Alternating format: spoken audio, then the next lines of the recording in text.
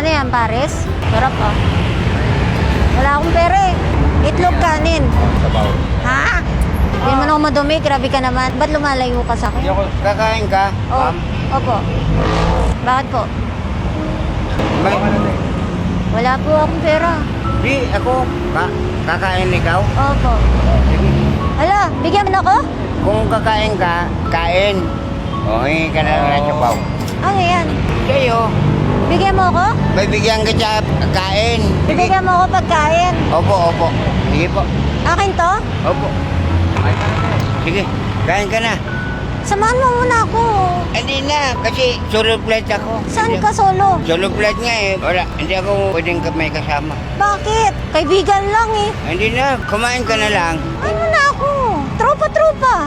Ay, solo flight nga ako. Eh, pwede naman dalawa flight. Kain lang eh.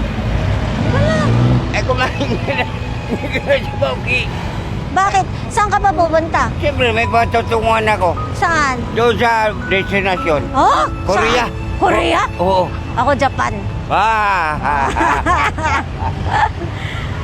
Saan ang pamilya mo? Gagawa pa lang ng pamilya. Oh? Oo. Kaya nga, pupunta ako ng Korea. Sa Korea ka ba gagawa? Opo. Oh. Para magkaroon ako ng pamilya. Kumain ka. Halika na, libre kita. Libre kita. Binigyan ka kasi ng sampo. Ako pala libre mo. Wala, ba't ka galit? Di, ayaw. Kumain Gulay. na kasi ako. Sa gulay? Ayaw mo na? Ayaw ko. Ba't mo ako binigyan ng 10?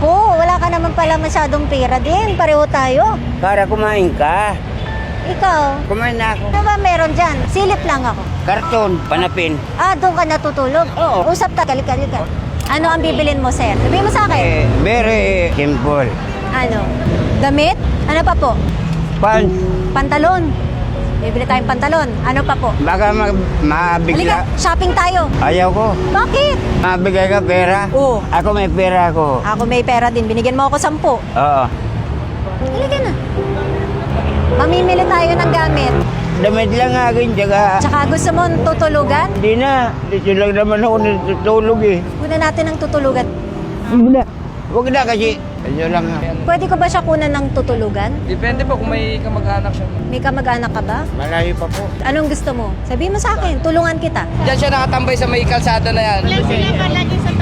Gusto ko tulungan si tatay. Gusto ko siya bigyan sana ng pera. Kasi nakita ko, ilan lang yung barigan niya. Sobrang natouch ako kasi wala nga siyang tirahan. Dala lang daw niya karton, dun siya natutulog. Ngayon, gusto ko siyang bigyan. Kausap siya ngayon ng team namin. Ang problema daw, pag binigyan ng pera, uutuin daw siya ng mga tao. I think meron siyang problema din sa pag-iisip. Kanina hindi talaga ako takot sa kanya kasi hindi naman siya nananakit o ano. Pinapaalala pa rin yung kumain. Grabe. Ayaw niyo ho ng ano? Hanapan mo namin kayo ng matitirhan? Okay na po ako. Yung ganito lang ako. Malaya ako. Ilang taon na ho kayo natutulog dito sa kalsada? Wala pa nung 2020. 2020? Pandemic? Oo. Ano ho nangyari? May trabaho kayo dati? Meron pa ako trabaho eh. Nawala yung gamit ko. Ano ho ba trabaho niyo dati? Maton po. Sa construction? Opo. Natigil ho kayo. Tigil kasi nawala. Nakaw eh. Nabigla ako kasi humihingi ako sa iba at bigla na lang siyang lumapit sa akin. Tinanong niya kung kumain na ba ako at bigla na lang niya akong inabutan ng 10 piso. Kahit 15 lang ang pera niya. Pambili ng sabaw. Maganda ang puso niya. He just needs help. Mabait siya. Kailangan ko siyang tulungan. Tagal na siya dyan sa kalsada. Tinanong ko siya, gusto ba niya ng tirahan? Kasi willing tayong tulungan siya.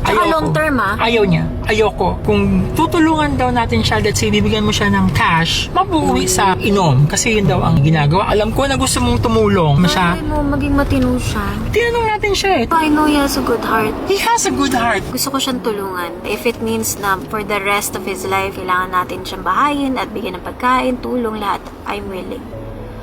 Basta maging maayos yung kalagayan niya. Taga-albay si tatay. Kung sino po ang kamag-anak niya, please message this person on Instagram. Tulungan po natin siya. I need your help kasi hindi ko kayang mag-isa.